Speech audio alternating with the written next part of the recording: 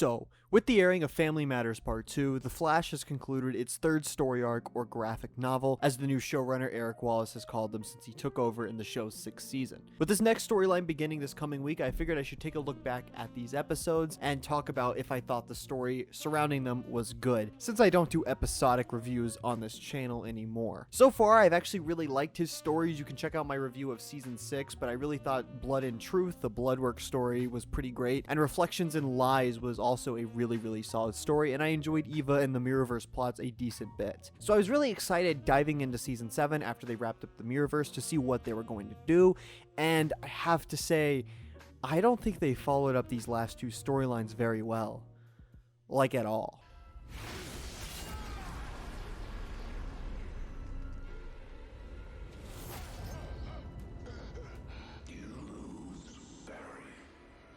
First and foremost, I do really want to offer some praise and credit for something this arc did very well, and I think that was the ambition. It had a ton of potential, and it was actually a really interesting storyline that I think the showrunners are pretty ballsy for having attempted. Especially in such a short time frame with only 8 episodes to tell the entire story, it was a very big thing to do. Introducing these new forces and changing the entire show's mythos, as well as choosing to make the source of Barry's powers a villain, it was definitely really creative, and it's clear to see that the show just isn't redoing old plots over and over. And I also want to say that I don't think there were too many bad episodes in this arc as far as I'm concerned. There's only really one episode that I didn't like, and that's episode 7, Growing Pains, which is a Frost-centered story, and if you know from my prior videos, I'm not a fan of Killer Frost. But that being said, aside from that, the episodes were pretty good. I just think the story that was surrounding them wasn't. And I also want to mention that I got a lot of enjoyment out of the new Force users too. Alexa was a great character, and I enjoyed seeing her powers under control with the Strength Force. I will admit it's a little annoying to see her be nothing more than a Hulk ripoff, and her CGI is not that great, but she had some really strong character moments that I enjoyed a lot. Dion was another great character. There was a bit of a weird streak in Family Matters Part 1 as the storyline was ramping up to its conclusion, but by the end of the arc, I still felt like he was a really strong character, and I really enjoyed seeing him week to week. And of course, I don't think any review of the storyline would be complete without praising the show's writing staff, as well as Ines Esmer for giving us the amazing character known as Bashir Malik, aka Psych. The Sage Force user is the best character to come out of the show in ages, and every time he was on screen, I just really loved watching the show. He made a lot of the duller episodes better, and if it wasn't for his infectious personality, I don't think that I would have enjoyed the last 2 episodes at all, honestly. The show also managed to do some really cool horror moments with him, and if you see my Season 6 review or know anything about me, you know I really love when the show dived a bit more into the horror aspect. I have to say the visuals were also pretty strong during this arc, whether it was the birth of the Speed Force and the other forces in Timeless,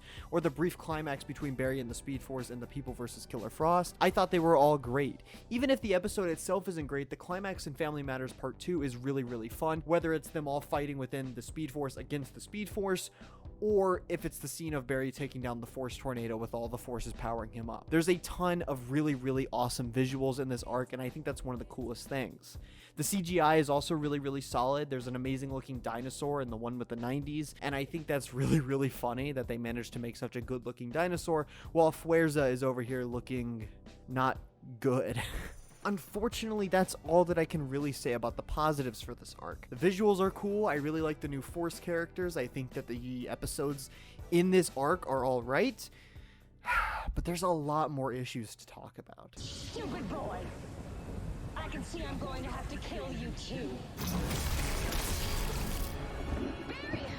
For an arc that's only 8 episodes, this arc, which I will refer to as God Complex from now on, certainly had a big problem with focus. I think it comes to the fact that it doesn't really have a true antagonist. Now, I'm not saying that every storyline has to have one, but it certainly helps to, and it certainly did not help this story to do it in the way they did. The arc begins with the Forces acting like the villains as Nora the Speed Force says that they attacked her. I think this works until they pull out from under the rug that Nora is actually the antagonist, and this twist is pretty solid, and I really love how it's executed. The problem comes that after the twist, they never really do anything with Nora or the Speed Force at all until the final episode of the arc, and it just ends up feeling like a complete waste. The Speed Force could have been one of the coolest villains in the show, and they dropped the ball with it hard. It gets even worse because in the end of the arc, when they start to use her as a villain, they don't go through with Nora actually being an antagonist, and instead pose her as a savior, trying to destroy the forces before they destroy the multiverse. Except earlier, it was clear she was doing it because they were maliciously attacking her, but now she's saving everyone else? The constant changing of the rules without any real explanation is why the story falls apart so hard at the end. The storyline is also incredibly murky on how these new forces came to be in the first place. They mentioned that when Barry and Iris brought back the Speed Force in episode 3,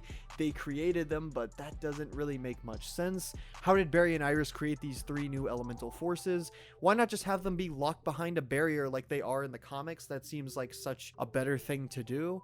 It's just a really odd explanation, and one that actually drags down the season quite a bit and leads to a really stupid part of the storyline that I will talk about later. They also don't really explain, are the other Force users like Barry? Are they just people with powers, or are they literal avatars like Nora? They vanish like they only exist because of the Forces and Timeless, but then they still had a life before all of this and a history and relationships with people. Doesn't make much sense by the end of it.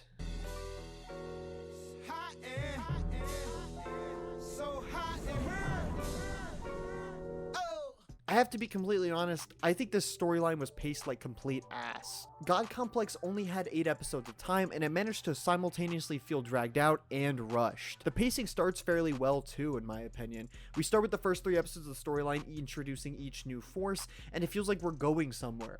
Even in those stories though, cracks did show. Fuerza was thrown in right at the end of Central City Strong with absolutely no real introduction. Psyche's introduction came with a ton of things happening all at once, and while Dion's introduction came at a slower pace, it still felt like things were unfolding super quickly. Especially because in these 3 episodes, we never get any type of answer as to what these new forces are. They're just something.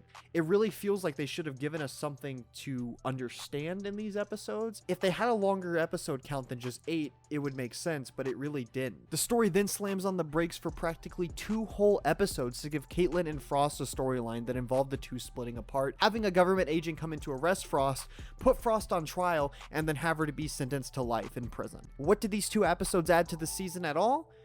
Nothing. They're made even worse because at the end of the storyline, Caitlin is let out of prison, and she spent, all of 3 or 4 days in federal prison? What was the point of this entire arc? She learned nothing. It gets worse then, because the story actually remembers it's only got a few episodes left, so they decide to start actually moving things forward.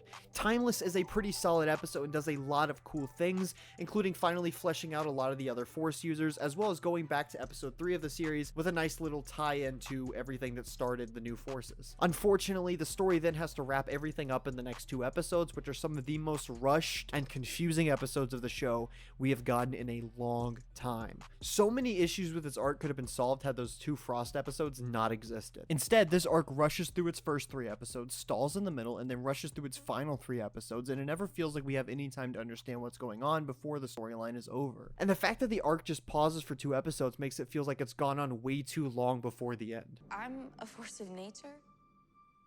Barry's the Flash, and you 2 birthed me. That makes you what, my parents? Something like that. Listen, I know Eric Wallace loves his themes, and that is all okay. Every story has a theme, and that's really the best part of them. The fact that they can have a lesson and send a message while also being compelling is really cool. Unfortunately, I think some themes can be poorly implemented, and while there's definitely not a lot of subtlety in prior episodes, it reaches a whole new level in God Complex.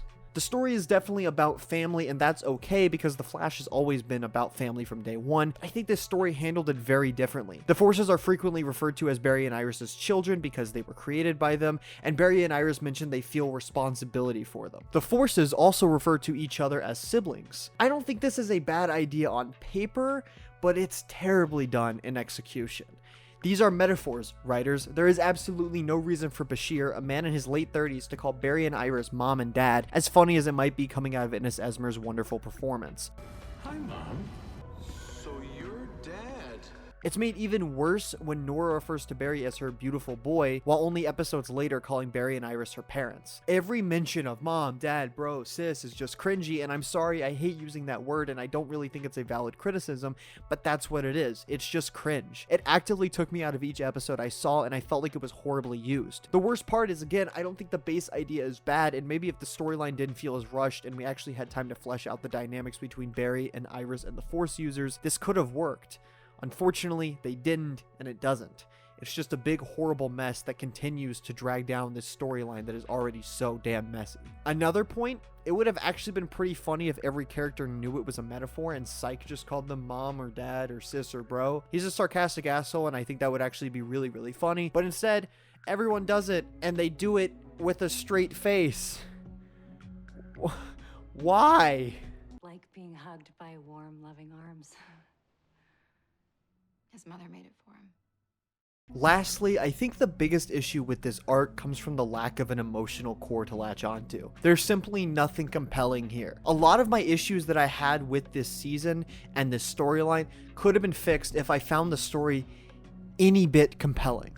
I just don't. A lot of this is actually a result of prior issues that I've already mentioned. Since there's a lack of focus, the characters can't really react much. Since there's a pacing issue, the story never really gets time to sink in and feel like the story is rushed half the time. And by the themes being used poorly, it can take you out of any emotional moments that you might have already felt. I really cannot wrap my head around how the Speed Force as a villain looks exactly like Barry's dead mom, and he doesn't ever mention it. Barry should be having such a hard time fighting against a villain who looks like someone so close to him that he already lost, and the fact that he doesn't it just takes me out of the story. It's such a giant oversight. So that's two parts of the Speed Force as villains that were let down, and I think she's probably the worst villain this show has had. I also really do not think the show did much for the Speed Force looking like Nora in general.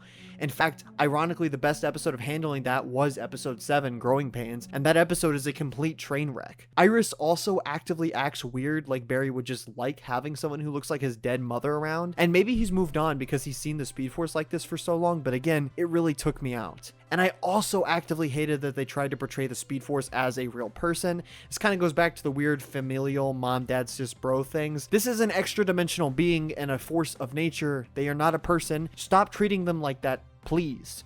No disrespect to Michelle Harrison, I think she did a great job acting in the role, but the writers, again, definitely dropped the ball with what they were trying to do. You are a very big baby sister. Not that it's going to matter. I think overall, God Complex just kind of exists. There's definitely some fun to still be had in this story, whether it comes from the Force characters being great additions to the cast, the amazing visuals, or just some solid episodes that are thrown throughout the storyline. I definitely think there's a tad bit more good than bad here. Even the climax, while I have problems with it, does end the story off in a way that I actually enjoy. I just wish those 2 episodes had been a bit better. Unfortunately though, there is still a myriad of issues that cause this to just not be a very good storyline. Hopefully this upcoming story with Godspeed can end the season off on a good note, because the first 3 episodes were exciting, and I think the first 3 after the conclusion of this storyline have been strong, and I really hope this was just a bad chapter for The Flash. I'll go ahead and give The Flash's 3rd graphic novel, God Complex, a 6 out of 10. Go down below and you can check out my website where I have reviews for each episode in the arc, as well as a written out version of this video that you just watched. I also have reviews for episodes 1 through 19 of season 6, and I have some reviews for the CW, Superman, and Lois. I plan to use my website a lot more in the future, and I hope that you guys enjoy it. With all of this being said, I hope you all loved this video. I love The Flash, and I really want it to be better. This is a really upsetting storyline for me to just not like it very much, but you know,